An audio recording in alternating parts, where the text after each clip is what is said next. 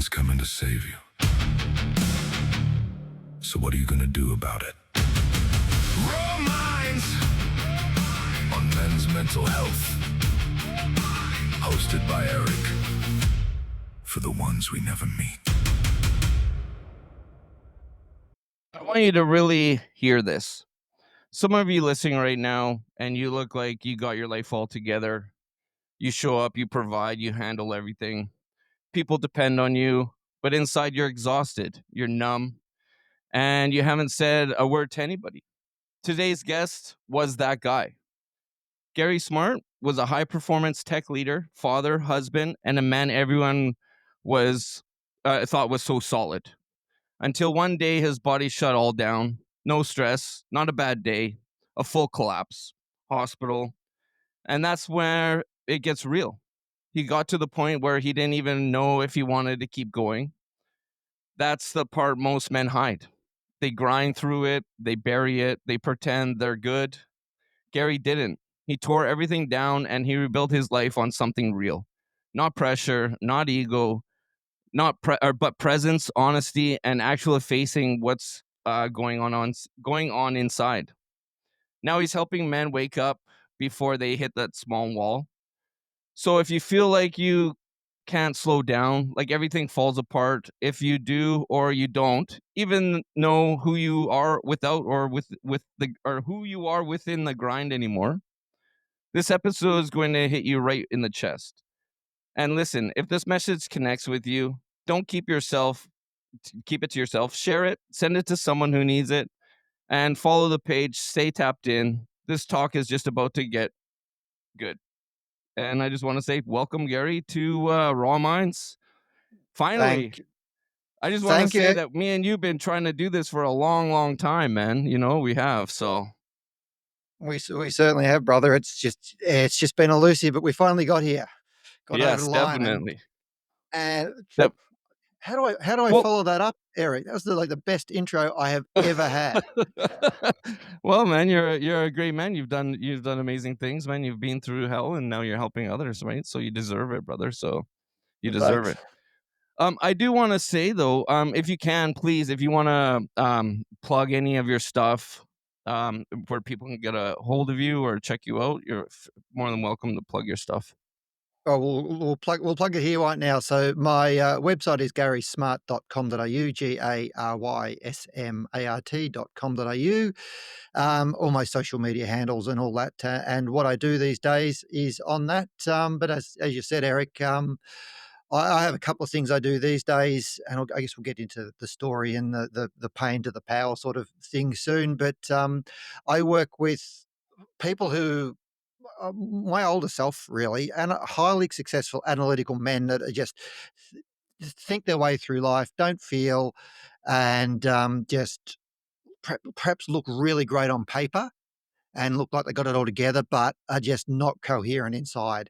And I lived that facade for many years, and I didn't even know I was living it until I sort of that reckoning moment came in my life where I just had to wake up to the life I was living was not a healthy one physically or mentally, and rebuild it. So I work with executives, founders of particularly in the tech startup and tech industries, who I can just see and know because I've been down that journey that some of them are on, or some of them may not even know they're starting on.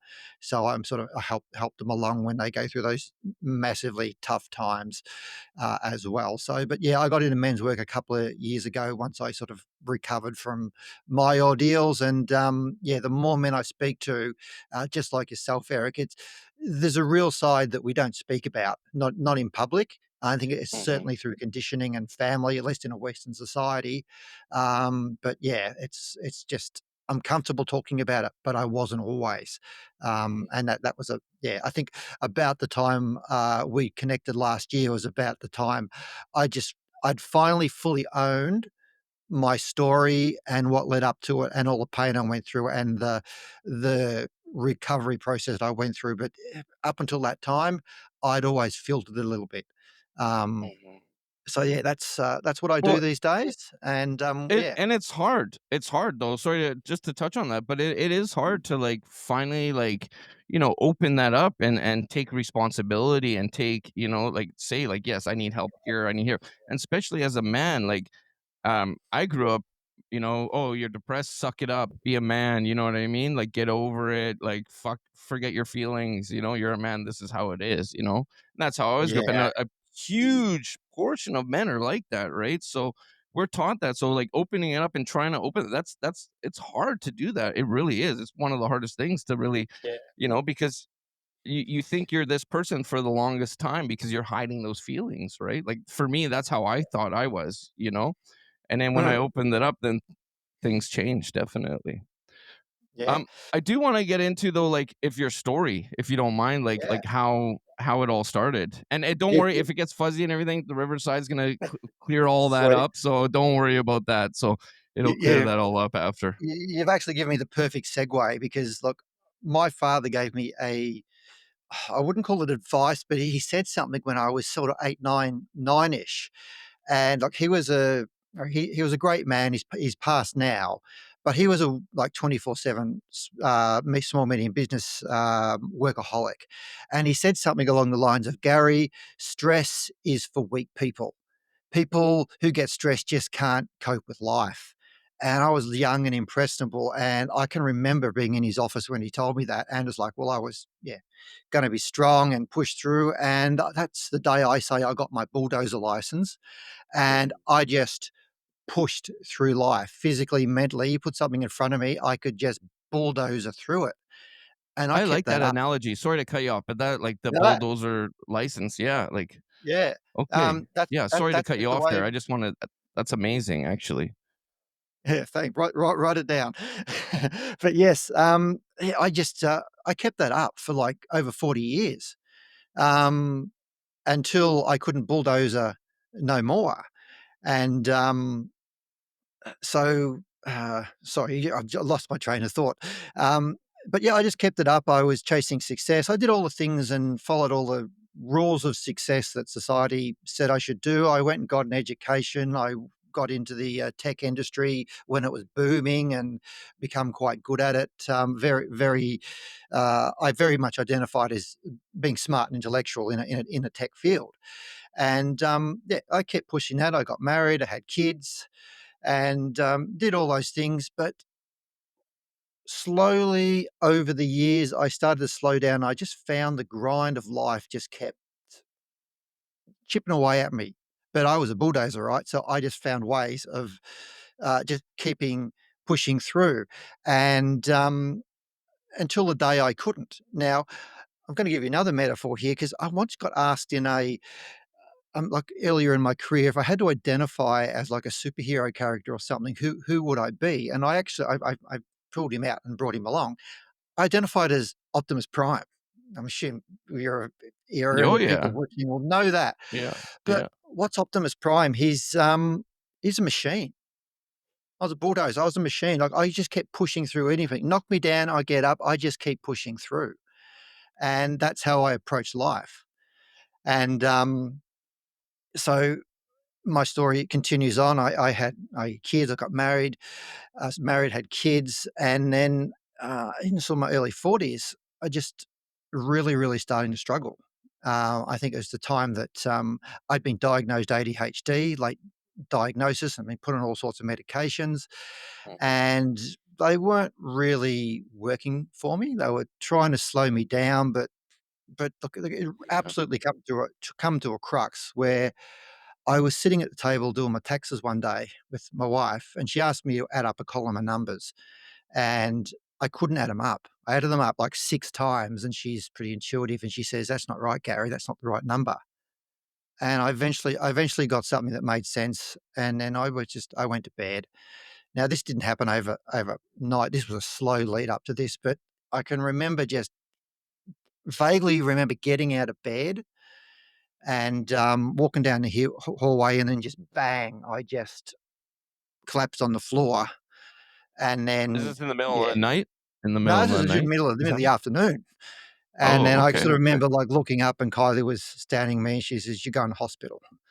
and then she took me to the ER, and vaguely remember what happened there, but I know that my next stop was to a, rehab facility to get medications out of me because, look, I'd psychiatrists and doctors were going, "Oh, you maybe your medications aren't working." So they gave me different mixes and they said, "Try this one." And I tried one, and within, this is leading up to this moment, Yeah. within like a month, I just went down, Really? to the point where I ended up in a rehab facility just to get everything out of my system. Now, again, this didn't happen overnight. It was Were they, slow like, pumping your accumulation. stomach and all that stuff No, they too, or didn't was do it any of like you that. They just I kinda it's like the medications I was on were just they made me so fidgety and irritable. I couldn't sit still, like, but I couldn't crawling out stay of your awake. skin?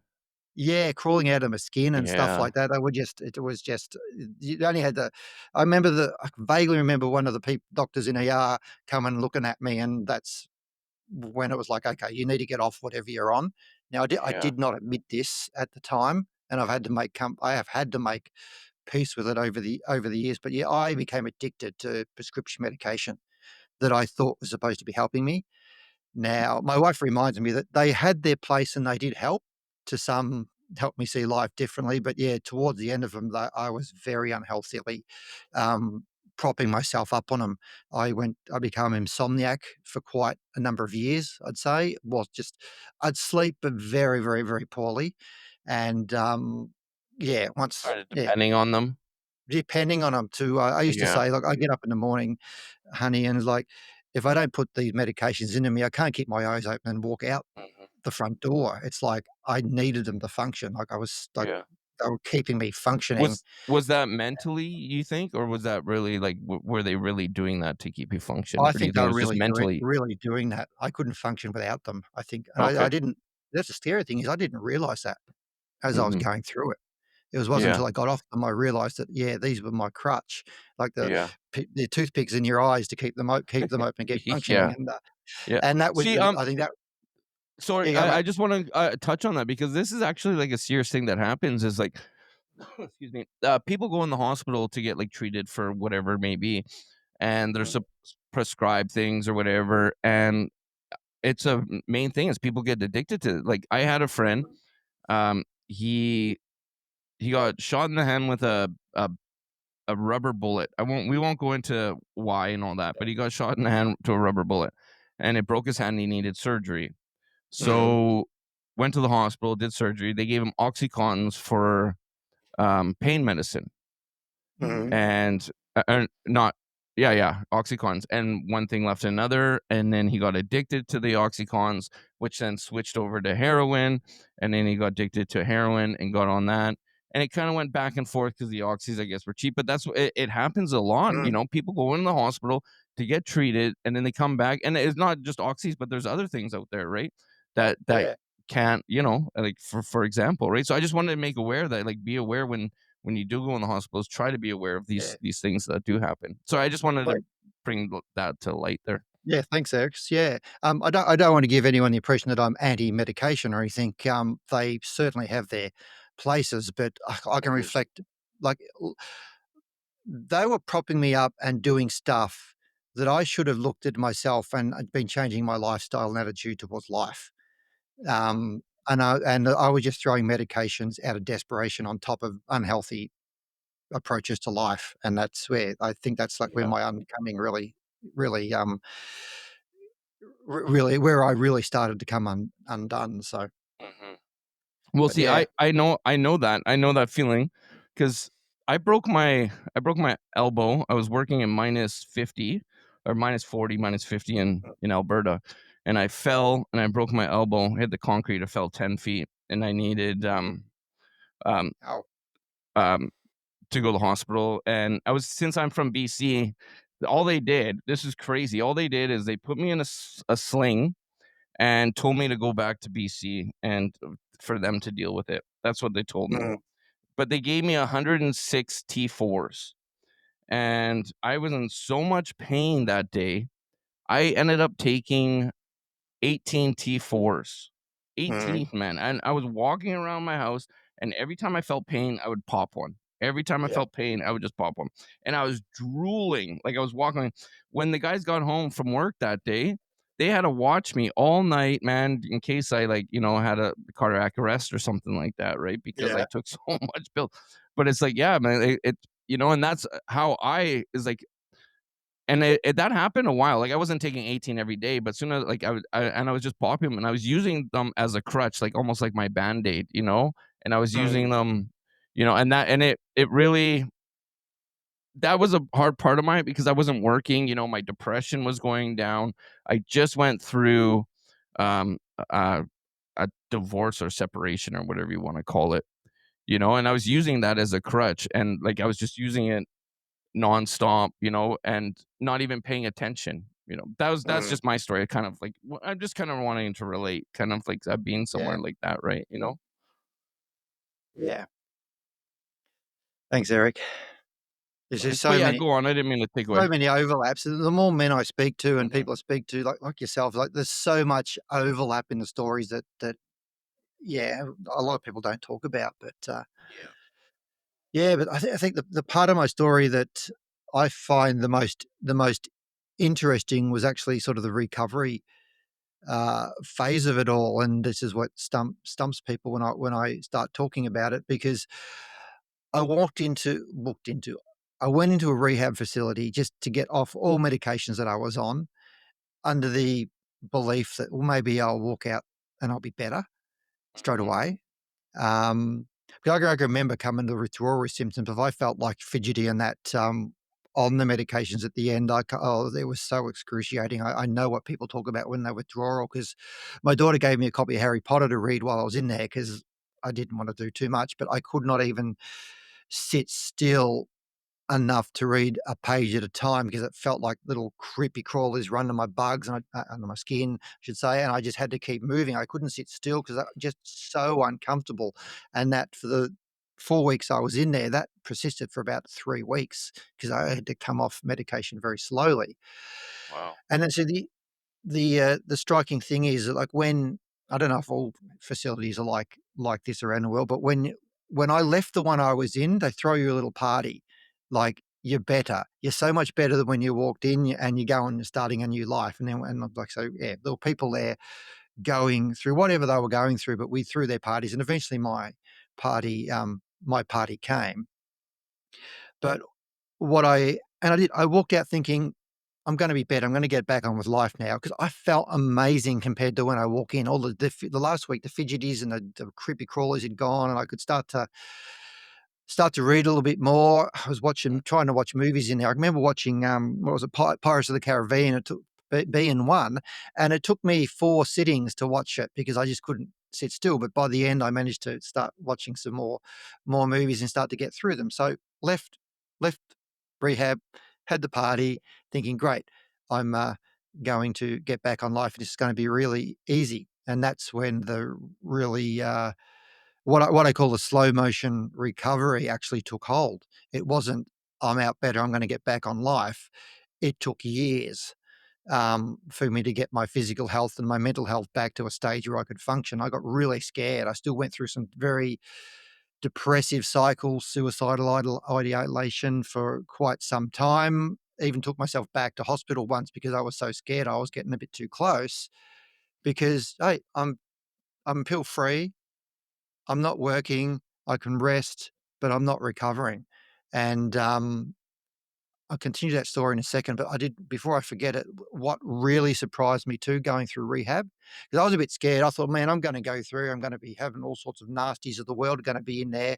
But this was the thing that really surprised me. I met an old woman in there who could have been my grandmother. I met a 16-year-old girl that could have been my daughter. I met my brothers, my cousins, and they were all people with stories just like me. They just had a bump in life or a medication that didn't quite work or a traumatic experience that just knocked them over. They were not serial rehab offenders for anything in particular. They were just everyday people that if I passed them in the street, like people would pass me, they'd never even guess they'd gone through what they've gone through. And I think that's a stigma that, despite how awoken and all that we might think we are in this period of time, I still had that stigma going in Because I can remember waking up in a little, it was like a little, like, middle motel suite. It was a relatively new facility when I'd realized I was in there, and I didn't know what was on the beyond the bedroom door. I was a bit timid to actually go and explore it, but then that's it. When I walked out, the elderly lady I met, I've crossed first and was like, "Okay, this just feels like I'm just at a motel somewhere. It's Mhm. not what I expected." So I did that stigma. I just want to pass it on too, that people going through stuff and going through these facilities and stories are just everyday people with their own stories. And that was really, really eye opening. But See, I actually, to bring onto that, I actually dealt with something like that, and, like, I didn't realize, until after the fact when I found out that my fiancée, Jules, she had a drug addiction problem before, and I yeah, didn't know at the time, right? So we were at the hospital, I forget for what reason, and the doctors and nurses were treating her like bad, yeah, really bad. And I was like, "Why are they like?" I didn't understand, right? But it's that stigma, and because of her record shows that she was a drug user and all this, they treated her like that, and it's really sad that even in the healthcare, that happens, but then it's beautiful on the other side, you're showing the other beautiful part, but yeah, it's really shitty on the other side too, that, like, just because someone has a problem doesn't mean that they're any worse or better than you. no, We all bleed the same color blood at the end of the day. That's someone's son or a daughter, you know yeah, like, I don't know, man, that just, like, and I was just wondering, and then, like, after I found out she passed away, and all these thoughts were going through my head, like, okay, like, that's the reason why the doctors were treating, and, like, it just blew my mind, man. It sickened me, really, to be honest with you. mm, Sickened me because we're all brothers and sisters and human beings, you yeah. know? So, I'm sorry Oh, to look, cut, but I just wanted to say the other side because no, I that's experienced the other absolutely side of it. valid. Yeah. Yeah. Like, yeah, it was the biggest dose of humble pie and removing all judgment. Because if you spend some time in a rehab facility and you're in an environment, you get to talk to other people and hear their stories and what they've gone through, and you get a different side than what you may see in the media or just general perception and conditioning we have in society. You start to saw the raw, real people, and they're in some situations for all sorts of reasons, and you can only have compassion once you actually spend the time and speak to them. And that's like, I had to go through that month to really evaluate what's important in life. Um, and I'm pretty spiritual, and so yeah, they were meant to be in my life to show me something that I had never lived when I was sort of in Gary Bulldozer mode for the all the decades before that. So Well, what is it called? Like, you have this the Val or something over you, the and it's like veil. yeah, or whatever, Yeah, yeah, your and life's they work is lifted to it. remove the veil. Yeah, Yeah, so it was yeah, I don't know yeah, if I'm quite lifted it fully yet, but I certainly had a lot of, I went through a period of years where a lot of holes got poked into it, and, yeah. yeah, I'm certainly you're talking to a version of me now that if you had met me 5 years ago, I'd do it a totally different, and I probably wouldn't be sitting here talking because I was still thinking I could just think the, world through. Yeah. Which is probably a great segue into what happens after I got out of the rehab facility, thinking that I'm better and I'm just gonna get up out of bed and go. But no, it took a couple of years of trying to get physical and mental health back, and I was real scared there for quite a long time, thinking I've spent my entire life making money, using my brain, writing computer code, helping build businesses, and all of a sudden I just can't think. I used to tell my wife, "I can't think straight. I can get up, I can do the dishes and do some shopping and cook a meal, but I just can't think straight or in enough long patches of time to actually make any sense of anything or do anything meaningful." And yeah, look, I was spending 16, 14, 16 hours a day in bed at that time. I couldn't get through a whole day without going back to bed. And I was getting pretty down, and I was also getting pretty down because I was late diagnosis with an ADHD, and I don't really subscribe to it and make too much of a hook on it, but it certainly gave me a lens to look at life differently, but I also started to realize that I'd probably been living depressive cycles, just and hence the labeling, my entire life, Like but fight or not. flight mode, you mean? Kind of like fight or Yeah, fight fight? or flight, or just getting Yeah. cycles of deeper depression and Mhm, highs, and just anyone that knows me, and my wife included, I'm on or off by default. I'm high energy, or I'm sort of like just really taking it easy, and I've had to learn to sort of operate somewhere in the middle, so I don't exhaust myself when mhm, I'm running high, or I don't just spend too long doing nothing when I'm running low. I've got to mhm. balance The myself out, and balance. I'm mastering that a lot better, at I'm this working at on this that too, at the brother. I got moment. the same Yeah, thing, man. I'm at up the here moment. or down here. Yeah, Now I'm like this, right? Like I'm almost like yeah, center, but it's still like this, yeah, you know? It's just not way up and down. yeah.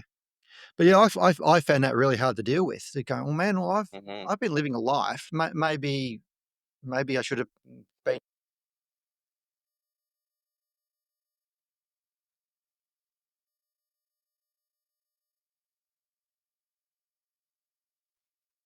mhm. Me too. Yeah, yeah, so it's, but, yeah, I struggled with that a lot, but, look, a big turning point for me was I managed to get out of bed one day, and, this is p part of, so I just done a speech when I met you, I think just after I met you, called "Permission to Stop." I'll just touch on that for a second, because Yeah, please. what I came to realize is that, my entire life, and I'm just gonna say between as a kid up until early 40s, I never gave myself permission to stop. I always had to just keep bulldozing through. That's what my dad did. That's what everyone around me did. And, I never slowed down. And one regret I do have is that I can see now that my wife picked this up and was telling me to slow down for decades before I ever realized, maybe not decades, but close to. We've been married 20 years now, so maybe she was, yeah, Mhm. probably was telling me to slow down 20 years ago, but I'd never picked up the signals. And I talk to a lot of wives and that of like success-driven men, and they know they relate to what Kylie was saying. They can't get their men to slow down. And it was like, yeah, like me, they perhaps think I don't have to slow down. I can keep going. Ignore all the warning signs. And my wife was those warning signs for many, many, many years, and I just couldn't articulate them. So, but yeah, so yeah, I ended up creating a speech that I delivered to men's group, and a keynote speech called "Permission to Stop," which the essence of it, and it evolved over the few times I delivered it, was just you've we've as men who, if we're success driven and we keep pushing along or bulldozering along, we have to give ourselves permission to stop and just take stock of our lives, because, like, I think, but I couldn't feel anything below the neck at more or less as I was entering rehab, because the medication were making me so numb to life that I just couldn't going on. And yeah, I think this, well, scary bit is that I was on that medication for quite a number of years, and maybe at the start it was helping me, but as the mixed bag of medications sort of come towards the end, it wasn't. But I was so numb and, out of tune with my body that I couldn't feel what it was doing. I And think probably that's, complacent too in oh, the where you were in life too, right? yeah, and Yeah, absolutely that too. yeah. Yeah, got out, but yeah, once the medications I got off them, I started paying a lot Well, it's more, probably blocking all your thoughts too, right? Like I know like sure, for antidepressants, like I have depression. I've had it like all my life. mm, And it comes and goes, you know. What is it called? God, what is it called where you anyway, so it comes and goes. Just because of all the trauma and stuff that I've had, right? And it's yeah, just about now learning the triggers to be able to see it coming, you know, so I'm not laying yeah, in bed for days and stuff like that. And I've learned yeah, these different triggers, right? But oh god, now I forgot where I was going with this. My turn. yeah, I forgot where I was going with it. Something yeah. about that. Anyways, sorry. Go on, man. My But yeah, bad. we learn, we get a bit older and wiser, and we learn these skills, and we learn to manage them. And I guess that was, yeah, Mhm. what I help guys in particular do, and that, yeah, there's the permission to stop. Give yourself permission to stop and actually take a bit of a realistic stock take of where you are before you Mhm. end up where I end up, or other people doing similar things end up, where it maybe it was avoidable if we just stopped a little bit earlier. And the more I've spoken on that and done men's group on that, it's like, man, people open up and come out with stories that you got to be in the right groups where the to get some men to actually open up and share those things. But that's when it gets raw and real. Mhm. But yeah, look, And I was stuck in. how long's So that mate, going on for though? Sorry, how long have you been doing that for? the The speak. the I've been yeah, the involved with speech men's now. group. I've been involved with men's group for 4 or 5 years now. When I Good. first sort of started going downhill and I was trying to build myself up, I got involved with men's groups. That was before I actually got into rehab. I was just struggling. Um, but it was probably mid last year that I finally put a speech together and delivered it.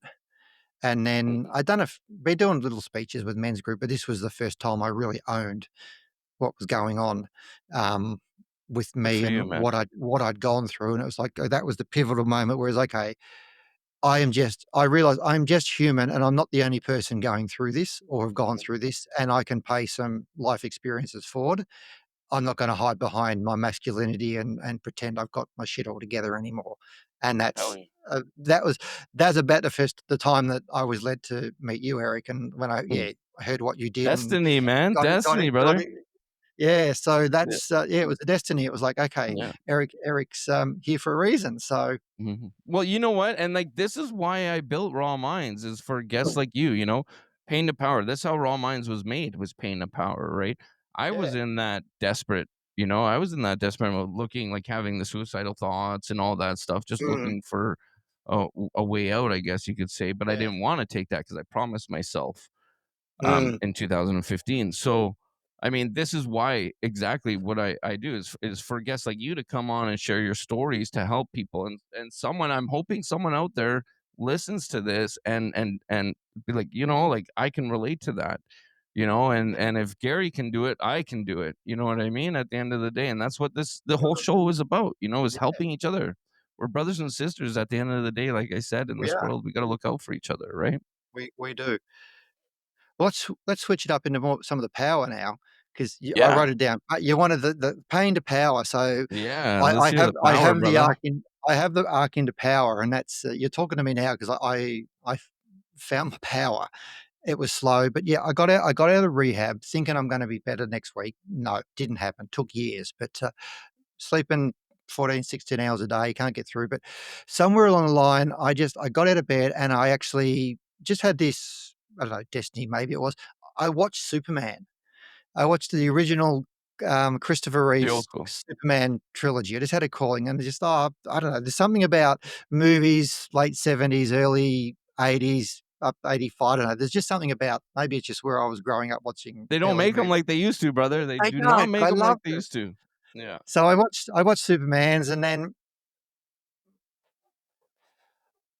after I'd watched them, I'm assuming it was on Netflix or one of those platforms, there was a documentary recommended, and it was called, I looked it up, so I had the name before I jumped on today. It was called Superman, and it was the story of Christopher Reeve, from his early sort of childhood and his stage acting career to Superman, to his falling off his horse. I'm The horse. assuming you in the audience all know he had an accident and become a Yeah. quadriplegic and couldn't move, and it tracked all his life right through to his death. And I learned a lot about Christopher Reeve. Like, I knew who he was, I knew his story, but yeah, look, I didn't realize Superman, when he made the movie, that was the first movie ever made where a man flew. And I didn't know how they were gonna actually do it, because I'd had movies where people might fly or they might have models, but this was the first one where a man actually flew around like Superman, and I didn't realize that, so that was interesting. But Right. what I didn't realize and what I learned about Christopher Reeve was, okay, he can't move, he's bedridden, he goes through his depressive cycles and that, which are absolutely understandable, but he started doing good for the world. He started advocating for disability, and he started speaking and doing a whole bunch of charity work and other things. I might be a bit fuzzy on the exact details, but he started doing something with his life. And then this was surprising to me because I didn't know, I'd never heard this before, but he was determined he was gonna walk again and get his mobility back, and he was going through all the rehab, and he wasn't didn't have full movement, but he had, I think it was twitches in his leg. I'm giving you Which animation, but is you can't see huge my though, man. That is yeah, like huge. he had some stuff happening. I was like, wow. Yeah. And then yeah, he had some complication and he passed away. And so I'd watched that documentary on the back of Superman. I felt empowered after watching Superman. But anyway, it was the next morning. I'm sitting in bed, not sitting in bed. I've woken up. It's early. It's cold outside, and I can't be fucked getting out of bed. I don't know what I'm getting up for. It's miserable outside, and it's what's the fucking point? And then there's just thought comes through my mind, it's like, who the fuck are you to be laying in bed when you got full access to your arms and your legs, whinging about your life, when Christopher Reeve couldn't move a bloody muscle, and yet he got up in his wheelchair, become an advocate, and did all sorts of great things up until his death. What a weak piece of shit I am. And it was that was a massive turning point in my life. I got out of bed and I started exercising. Now, up until that point, because I was still, and I didn't realize this in reflection, I was still a very analytical, head driven man.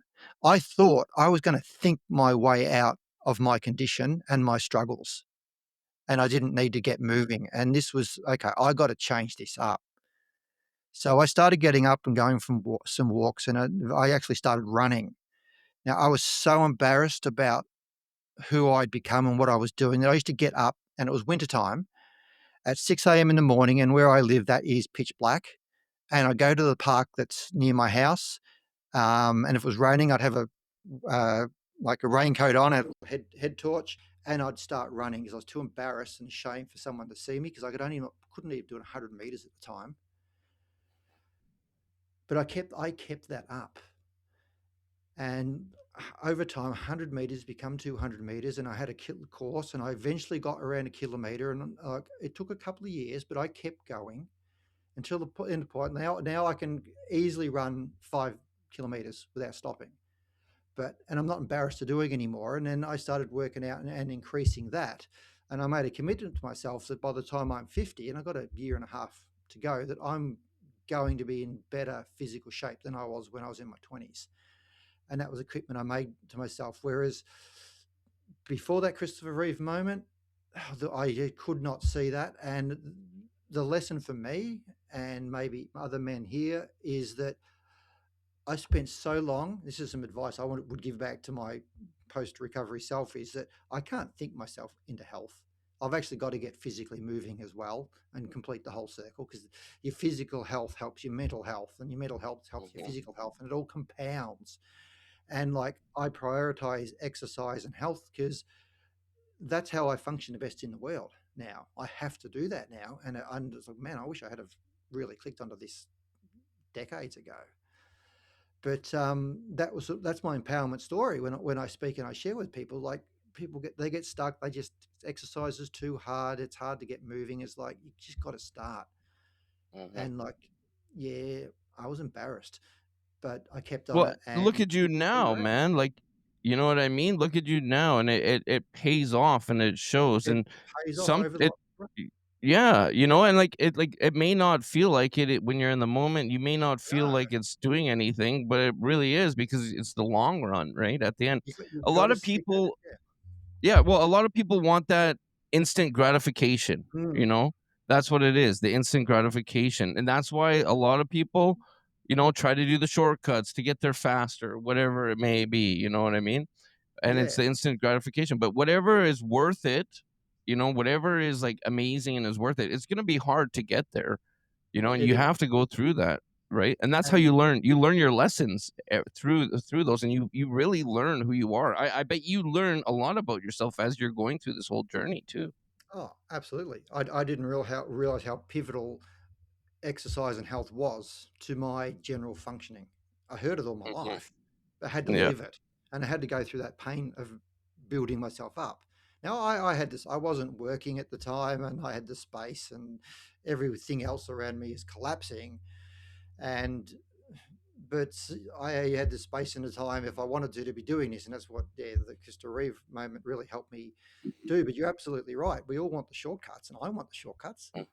I took Yeah, me medications too. because I was desperate, and I was like, well, maybe this pill will be the one that helps clear my mind or reduces my anxiety or something. But as I said earlier, it's like there was lifestyle stuff happening and conditioning and all sorts of stuff I couldn't see at the time, making me think that this will be the next grasp. Hmm. You can't see my hand And signal. The yeah, next I grasp see it.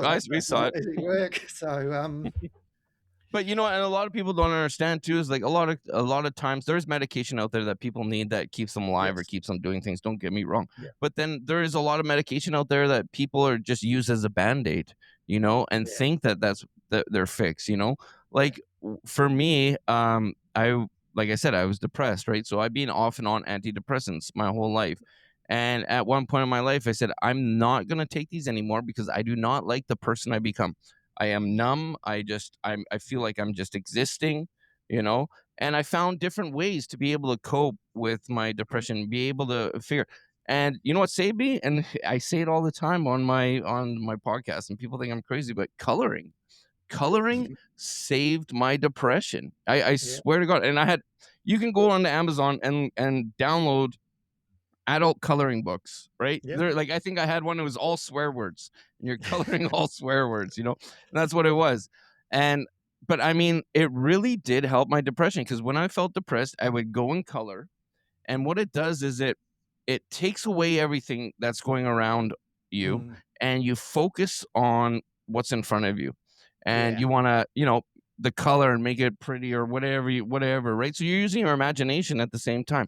So mm, now you're locking you're putting blinders on essentially, you know, mm, when I color, and it was just focusing and everything went away, man. And I felt great after because like I yeah, accomplished, you know, and it's relaxing. It's almost like a meditation in a sense for me. yeah.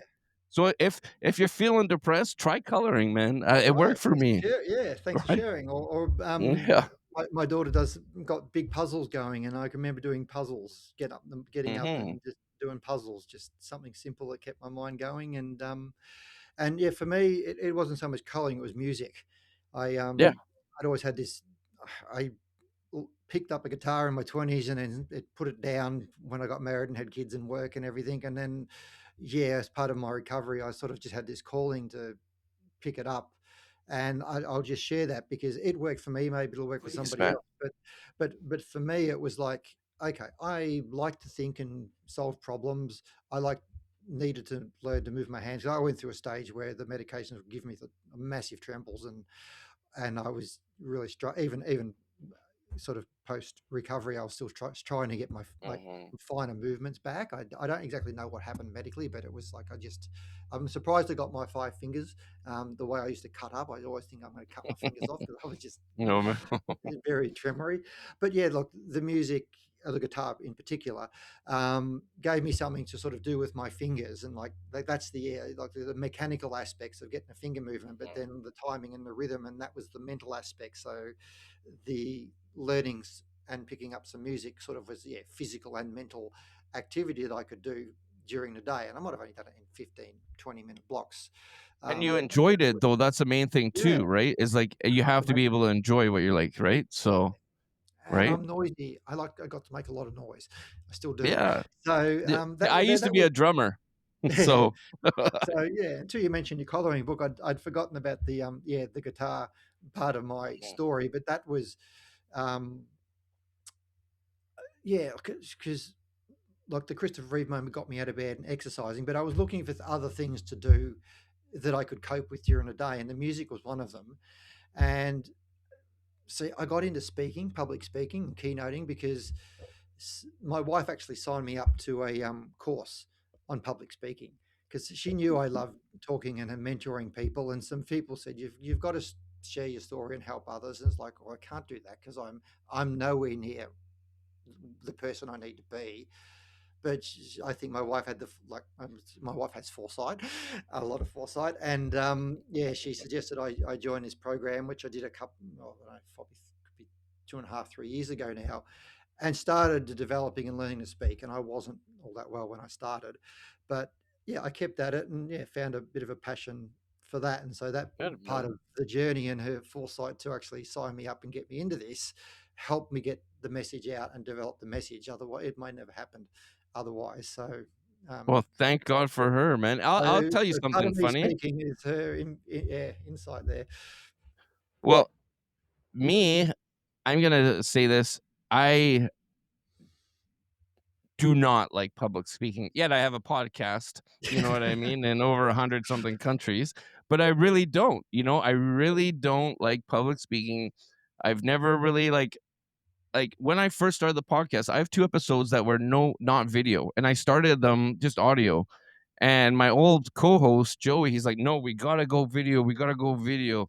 And I was like, "Hell no, man. I don't even like pictures of myself. I don't want videos." Like, I'm just like, because of like my upbringing and like the people I used to hang out with involved, I just didn't like pictures and all that, right? Mhm. So I wasn't, and I'm like, no, no. And he got me into it. And thank God I did. Like, I enjoy this, I really do. But I'm still like, I've been on actually 3 podcasts. One just came out yesterday. I've been on 3. I'm trying to start putting myself there and speak and tell my story on other people's podcasts, because I don't know if you know this. Actually, you probably don't know this at all. I've actually developed an app. I'm in the mix of in the um, in the mix of making an app right now. It's actually on Google Play Store in the testing. It's Mm. called the Legacy Method, and it's actually, oh god, I'm gonna get in so much hate and trouble for this, but I mean, it is what it is. So I created and developed an AI coach, um, with like all the stuff that I put into it, my skills. I've uploaded this, and actually, what this program does, and this is actually touches on about your fitness and stuff, because to me, I think there's 4 pillars. You got your nutrition, you got your fitness, you got your mental health and habits, right? And Yeah. all 4 of those to me, I think will create, something good if you stick through it. So what I did is I developed this AI. It's an AI agent slash coach, and anywhere depending on what program you pick, it will ask you anywhere between 40 questions to 270 Mhm. questions.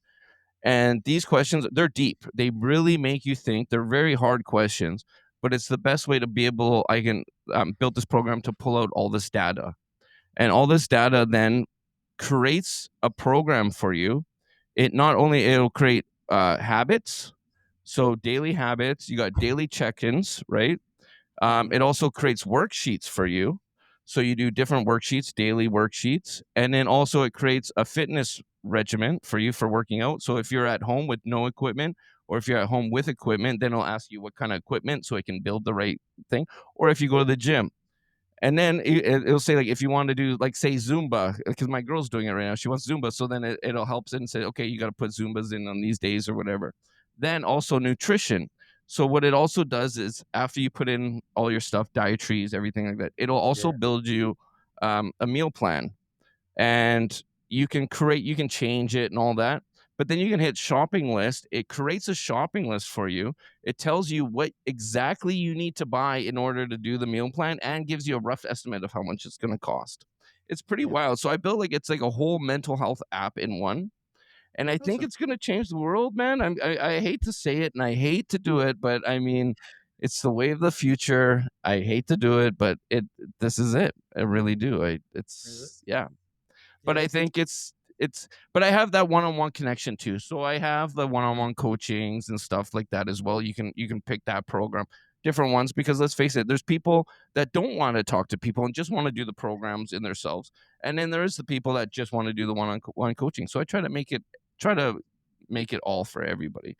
Yeah. And I made a section in there where it's pay what you can. There's small little programs, but I want to help the community, the people that can't afford to be able to pay these big bucks to do these programs, So I made a section for pay what you can.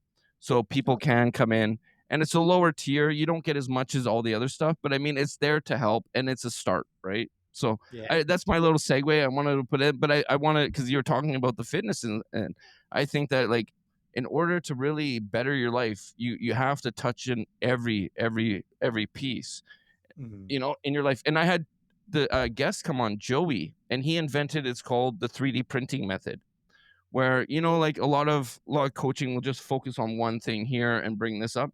Well, what he said, like when you 3D print a house, like, or when you're 3D, if you ever seen that, Yeah. you're building all the walls, the outside walls, that you come up. Well, he says you just touch on a little bit and bring it all up at one, and it's a very interesting thing there. So Mm. yeah, it was very interesting. So I kind of put everything together and I made something beautiful, and I hope it changes lives. We'll see. Good. Sorry, I wanted to say that. Good. Give it another plug, Eric. What was it called? The It's the Legacy Method, and if you go to Legacy. thelegacymethod.com, you can check Ah, it out. that's And what we need. I all the programs are super cheap right now because it's going out, it's testing.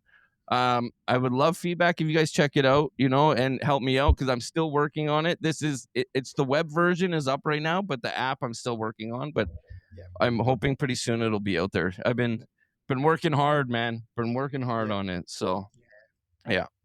Awesome. Well, Gary, Yeah. anything else, man? Please, anything else going on with you that we, you would like to talk about? Look, I'm just going to say one thing in response to you mentioning speaking before, Eric. You'd make a great speaker, because what I come to know over my years of practicing and learning about what makes a great speaker, authenticity and vulnerableness and rawness is Mhm. what makes people stand out, not the perfectly polished speaks. People want to feel, and they Yeah. want to go on a journey and feel relatable to whoever's speaking, and that's what I learned. And Okay. I don't know how you identify, but I'm certainly an introvert, and Yes. Yeah, me too, uh, man. Yeah. and there's a guy called Roger Love, and you probably never heard of him. I'd never heard of him, but he's a voice Oh. coach, and you'll know bands like Def Leppard and Oh Eminem, and yeah.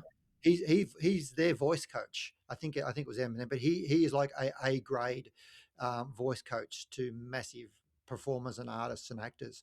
And he said, I remember watching an interview with him. He said 99.99% of all the people out there you see performing and acting and singing that you think are real extroverts, they're really, really deep introverts.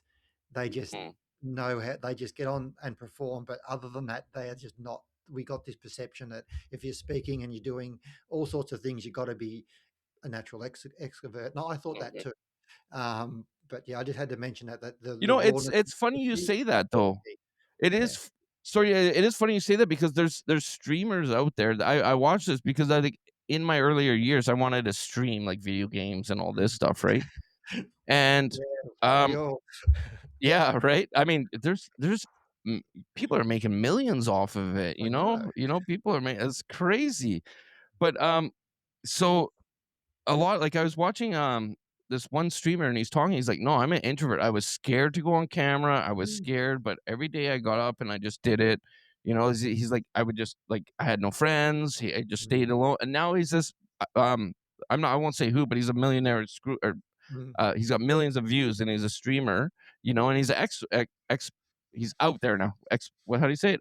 There's introvert and extrovert. Extrovert. Extrovert. It's That's it. usually Yeah. me tripping Now, over my tongue. yeah, yeah. See, but yeah, so that's what he is now, right? So like, and like, I you wouldn't think that, because this person is out there, millions of views on stream every day doing his thing, right? And Yeah. I wouldn't have thought that. I wouldn't have thought Mm. that. So it's true. It's really that is true. Yeah.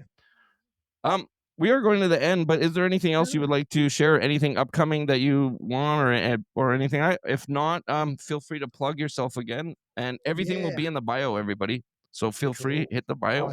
I could talk to you forever, ever, Eric. I think Hell so yeah, man. many Well, we'll have you on tips and again. That's tools. for sure. Tips and We'll tools have we you can on share. We again. haven't even done the half of it. So, but No. look, yeah, please reach out, connect with me. GarySmart.com.au is, you'll find all my social handles in there, and what I do. It's evolving. I'm active on LinkedIn from, business and founder sort of technical startup sides, and moving more into Facebook, more from the men's side of things. But yeah, please reach out, connect, and yeah, love to come back, Eric, and see what we Hell can yeah. do. So Yeah, man, yeah, definitely. I would but love to, yeah, and if you ever got anything else coming on or yeah, coming up, yeah, feel free. Please shoot me a message. You're part yeah, of the family now, brother. You know, we've thanks. been trying to do this for a long Yeah, time now, yeah, right? we So have. It's finally, yeah. I think finally, if I had to like sum up in a mess, I think that some of the themes that we've been going through here is like looking after your health and your fitness, physical and mental. We've got to prioritize that. We've got to give ourselves yes, permission to stop and take check so before life runs away. Because if if I'm speaking from, I'm always speaking from my experience here because everyone's experience is differently. Like, yeah, if we just keep going like bulldozers, life's going to stop us in some way, or a yeah, health challenge or something. And that's I was in the group of it's never going to happen to me, and I think that was one of the biggest shock that did happen to me. But yeah, on the flip side of it, there is recovery. It's not as fast as everybody wants, but it can be so invigorating and give you a whole different perspective in life. That life after a major life episode can make the second part of your life a whole lot rosier and more enjoyable because you see things like that little veil we talked about. You start to see life mhm, and what's important in life, your health, your family, your kids, and all that sort of stuff starts to make sense. yes. And well said, man. I want to Yeah, say too, and another thing that people don't realize is, show me your friends, and I'll tell you who you are. My mom used to say that yeah, to me all the time, you know. heard And it a lot too. you hang out with that company, you're gonna become that company usually. Yeah, yeah, So yeah, and that's check it. true. Yeah, Yeah, you got to right. look at who you're hanging around, and sometimes it is Yeah, close people and old friends and family members that yeah, yeah, that's there's some truth in that. And yeah. once you start to Well, see it, well, yeah, yeah, well, what I say is, if I'm the smartest person in the room, I'm in the wrong room. That's yeah, how I look at it. exactly. You know what I mean? And although Right? I'm not gonna, I used to think I was the smartest person in the room because I was good at what I did because I was just born to be a computer programmer and in electronics, and I think that was part of my fallacy. I always thought I had the right answers, and that's how I conducted my life. But I totally agree with you, Eric. I like to be the dumbest person in the room now because I know what I can learn. So Exactly. Be a yeah, sponge. Be a sponge, right? be a SpongeBob. sponge. Don't be SpongeBob. Anyways, Gary, I We just all want to learn. say thank you, man. I Thank you, mate. appreciate It's you been coming on great. the show. It's Finally been glad we awesome, and finally got to make it. yeah, man, I'm super happy that we got to, and we'll definitely do this again. I would love to dive deeper into more stuff, man. So, I don't know. We'll shoot an email. We'll talk after this, anyways, and maybe Oh, figure we have it. something out. Yeah, So, I think there's a lot we could explore. I'm sure you got a lot of hell things that yeah, you could explore. Absolutely. Great to finally hell connect, yeah. Eric.